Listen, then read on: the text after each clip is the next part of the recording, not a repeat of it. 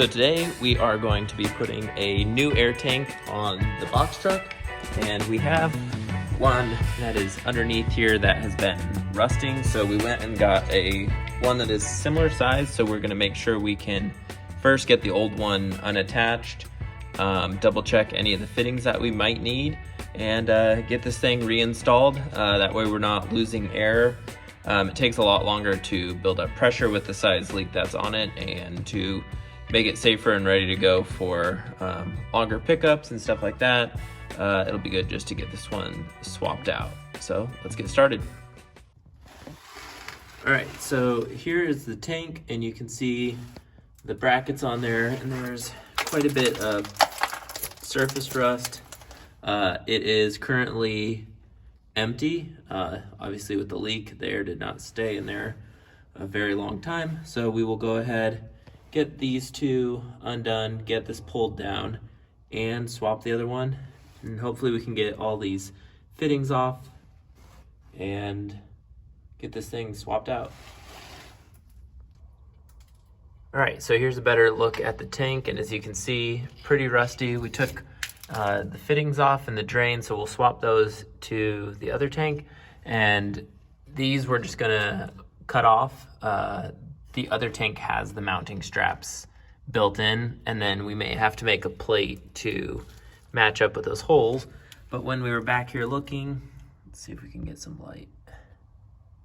I noticed that this bolt had hydraulic fluid on it, and so did the ground and our mud flap, and we've got a hydraulic leak. So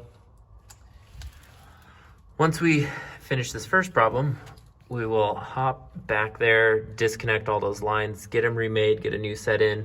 But you can see the truck frame itself is in great shape, and all of this just surface still really good. It's all the accessory stuff that kind of gets in the elements, but for the most part, anything that's tucked up in here is good to go. And as long as the box is watertight, it serves its purpose for us. So we're gonna go ahead and continue on with cutting this off.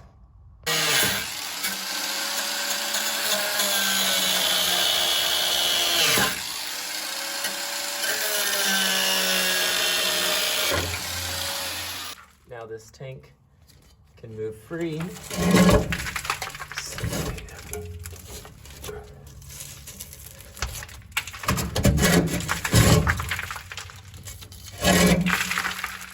Definitely rusty.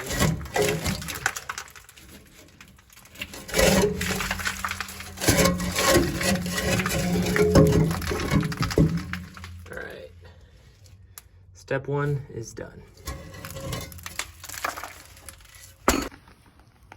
All right, so with these two side by side, you can see where the old straps were and where these mounting plates are.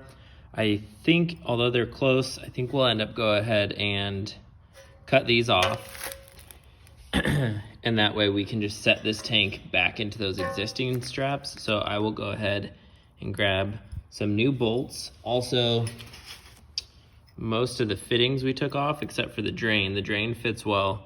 We're gonna have to run back up to the store, grab some more fittings so that we can close up all of these. And I think what I'll do, I'll just bring this with me, so we make sure to get all of the plugs and fittings for this, and come back, cut those off, maybe hit it with some paint just to prevent any rust. Another thing on these tanks is if you have this seam on here,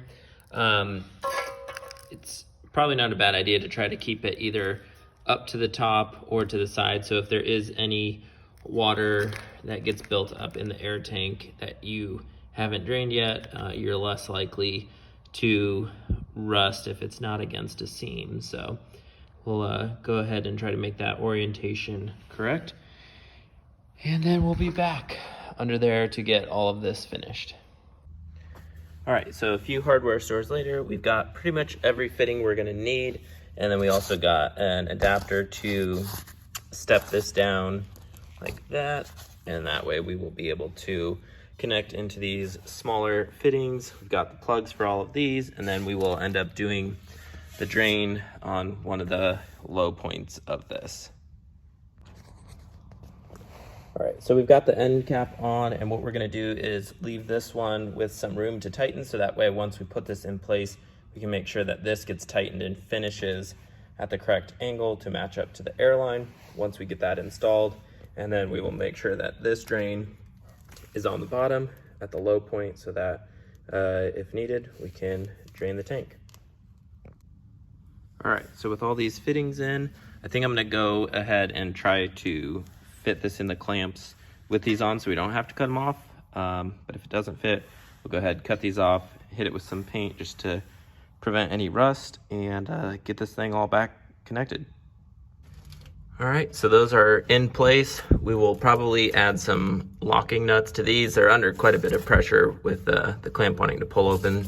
So I'm not concerned about those, but we'll run some other ones up on there. Now we'll just tighten the front, and we should be good to go. All right, so we ended up pulling this back out. We were just short a little bit with connecting this. In order to slide this forward, we are gonna have to cut these off. So we will go ahead and do that real quick and get it tossed back in there.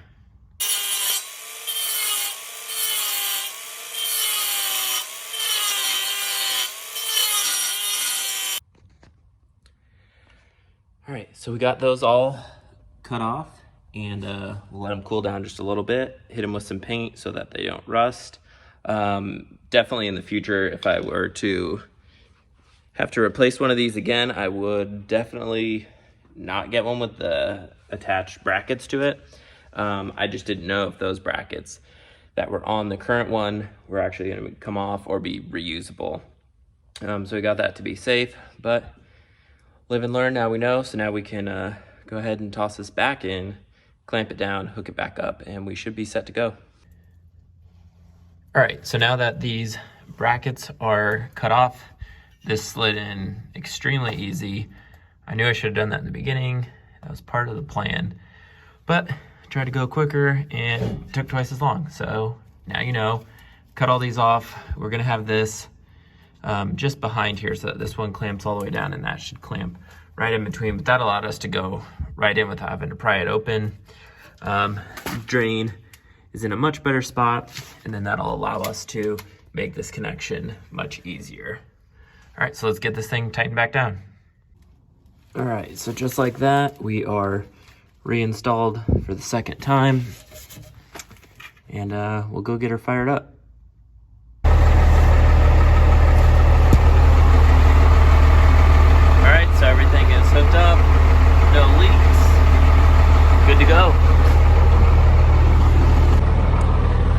All right, so that's gonna wrap up this video. Our next task will be to start pulling apart all of this hydraulic lines, get those remade, hopefully get the lift gate repaired. We fixed the solenoid, but now we're having an issue where when it drops down to the ground, it's not doing its last fold out, making the lift gate kind of useless at this point. So we're gonna try to get that wound up. It's super nice out, so we're actually gonna head over and start painting some pallet racking, get that in for the new year, and we'll see you guys on the next one.